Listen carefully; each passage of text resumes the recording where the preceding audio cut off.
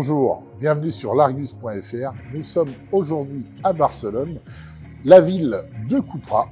Et pourquoi nous sommes ici aujourd'hui? C'est pour vous présenter le nouveau SUV de la marque, le Terramar. Cupra, c'est la marque qui monte au sein du groupe Volkswagen, puisqu'en fait, depuis 2018, l'année de sa création, la marque Cupra a vendu 600 000 véhicules, dont 230 000 rien que l'année dernière, en 2023.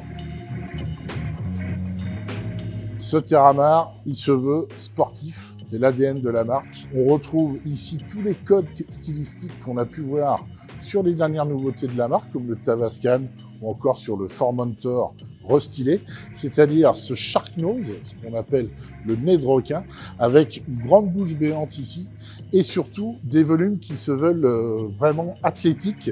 On a ici des lignes qui viennent bomber le capot, le désormais célèbre le logo Cupra couleur or, et on a aussi une signature lumineuse qui est vraiment intéressante puisqu'elle vient reprendre à l'avant comme à l'arrière les trois triangles chers à la marque qu'on retrouve ici sur le logo.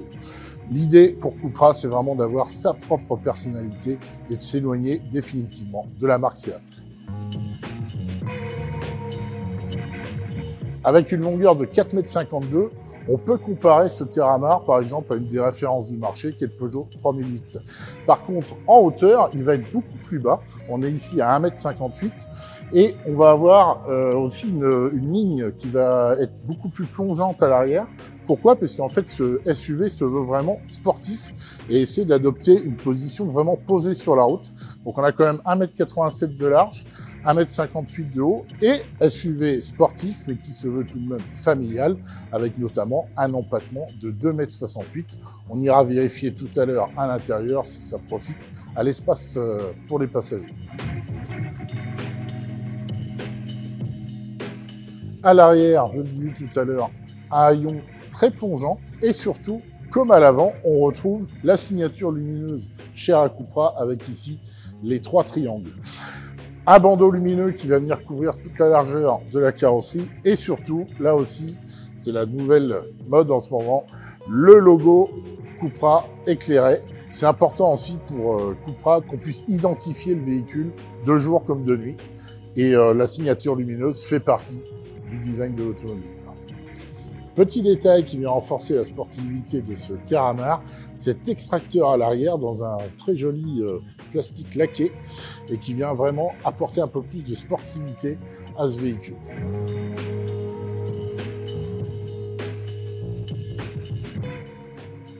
Alors, est-ce qu'on peut combiner véhicule sportif et familial? La réponse, en tout cas pour le coffre, c'est oui, puisqu'on a ici un volume de chargement qui est de 530 litres, donc qui est plutôt dans la bonne moyenne de la catégorie, et qui peut être augmenté en fait jusqu'à 640 litres grâce à la banquette arrière coulissante. Donc on va pouvoir venir jouer entre espace intérieur à l'arrière et volume du coffre quand on a besoin d'un plus grand coffre. Donc la modularité, on le disait, elle n'est pas oubliée. C'est assez facile hein, de venir coulisser en fait la banquette arrière et d'aller augmenter le coffre. Alors tout dépend bien entendu de l'espace qu'on a besoin derrière, mais on peut vraiment avancer et reculer la banquette arrière à sa guise pour arriver jusqu'à 640 litres de chargement.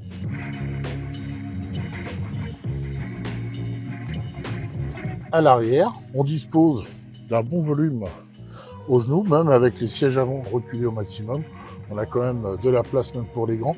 C'est un peu moins le cas pour la garde au toit. Néanmoins, petit détail intéressant, je pense que chez Cupra, ils ont compris qu'il fallait augmenter et gagner quelques centimètres.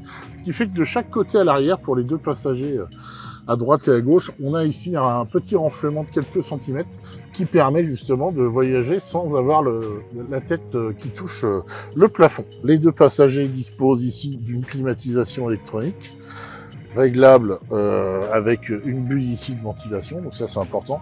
On a aussi des branchements USB-C, donc tout ce qu'il faut pour voyager dans de bonnes conditions. Petit bémol en fait avec les baquets à l'avant, la vision de la route est un petit peu obstruée par les sièges baquets. Néanmoins, on dispose d'un grand toit ouvrant qui va permettre de faire rentrer beaucoup de lumière dans cet habitacle.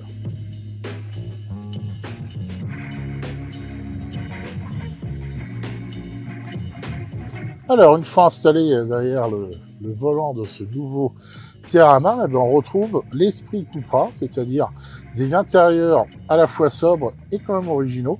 Alors, on est moins dans l'extravagance qu'on avait pu retrouver en fait sur la dernière nouveauté de la marque, le Tavascan. C'est un peu plus sobre dans la présentation.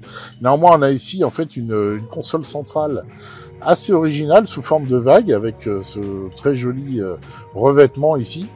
C'est assez original. Ça change aussi des autres véhicules du groupe Volkswagen. On sent vraiment qu'on est dans une Cupra. Donc on a une instrumentation qui est entièrement revue aussi, hein, évidemment. Le Digital Cockpit qui est désormais indispensable. Cet écran de 12,9 pouces, mais ce qui est intéressant en fait, c'est surtout que ça intègre la nouvelle génération de HMI, c'est le système d'infotainment de chez Volkswagen qu'on a déjà vu sur quelques nouveautés et qui vient progressivement intégrer toutes les nouveautés du groupe, avec un fonctionnement beaucoup plus fluide, quelque chose de beaucoup plus réactif et de plus agréable à utiliser. Ici, on dispose pour la climatisation de boutons physiques, si on peut dire, puisqu'en fait, ce sont des commandes digitales. On a ici une platine digitale qui va nous permettre de régler à la fois la climatisation et le débit. Le volant, on a ici un vrai volant sport avec là aussi toujours le rappel du logo doré en fait de la marque. Sur le volant, détail important, ce sont des vrais boutons aussi, vrais boutons physiques, comme chez Volkswagen, on revient finalement à des boutons physiques qui viennent remplacer avantageusement, notamment sur le volant, certaines touches tactiles qui étaient parfois un peu désagréables finalement à utiliser. Les matériaux sont plutôt de bonne facture puisqu'on a un revêtement qui est un petit peu feutré, qui est très agréable. Et puis, comme toujours chez Cupra, cette couleur dorée, en fait, qu'on retrouve ici, là, sur toutes les, même ici sur les poignées de porte, ou sur ces très jolis petits aérateurs qui sont toujours dorés aux couleurs de la marque.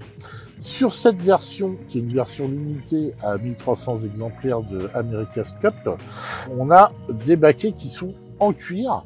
Alors, détail important, sur les autres versions, l'assise qui est en tissu, ce sont des tissus qui sont recyclés à 73% et qui sont recyclés à partir de plastique qu'on a trouvé dans l'océan. Sur cette version, c'est du cuir, mais c'est du cuir qui, là aussi, a été tanné, en fait, de façon éco-responsable, avec des plantes, etc. C'est tout simplement une façon plus responsable de proposer du vrai cuir dans les voitures. Donc, ce Terramar se veut sportif et on le retrouve aussi notamment ici dans les modes de conduite. On a 3 modes de conduite, un mode confort, on va dire pour l'utilisation au quotidien pour tous les jours, un mode sport et même un mode race qui va vraiment venir durcir en fait aussi bien la direction que le freinage par exemple ou l'accélération. C'est ce qui nous différencie aussi des autres modèles du groupe Volkswagen.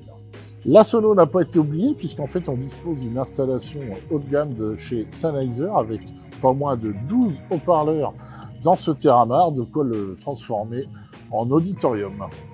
Évidemment, ce Cupra Terramar dispose de toutes les dernières aides à la conduite, à commencer par le régulateur de vitesse adaptatif et prédictif, ou encore le Travel Assist, qui est un système qui va venir maintenir la voiture dans la voie tout en l'adaptant au flux de la circulation. On dispose également de la détection de somnolence.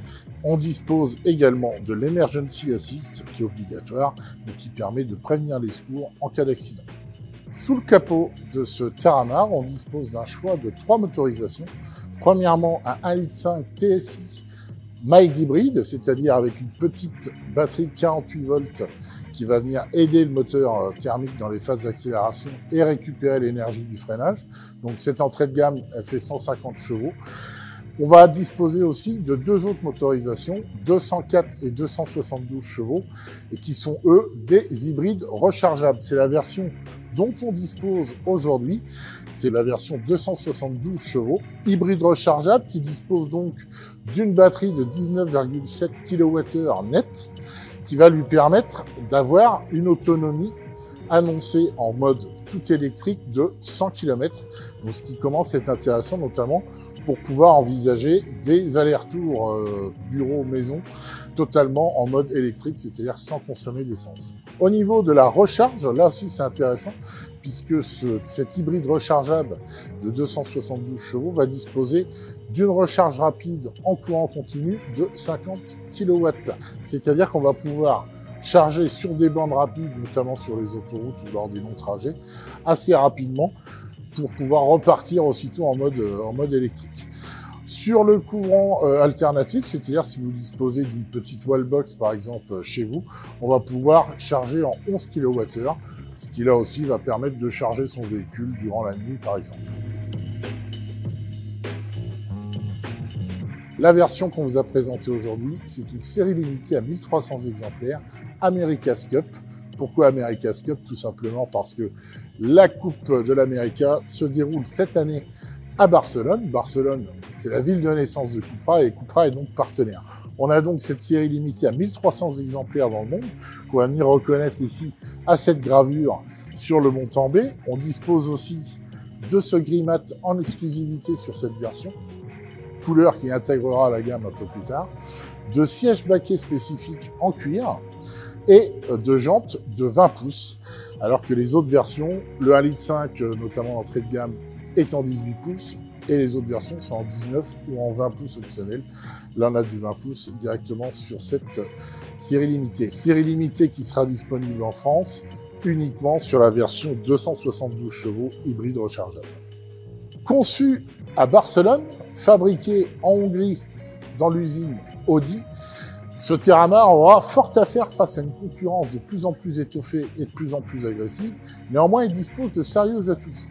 À commencer par un look vraiment sympa, qui intègre un peu tous les nouveaux codes stylistiques de la marque. Un côté vraiment sportif, aussi bien à l'extérieur qu'à l'intérieur, on l'a vu. Et puis, ce supplément d'âme qu'on retrouve dans tous les produits Cupra depuis quelques temps et qui commence vraiment à convaincre un maximum de clients.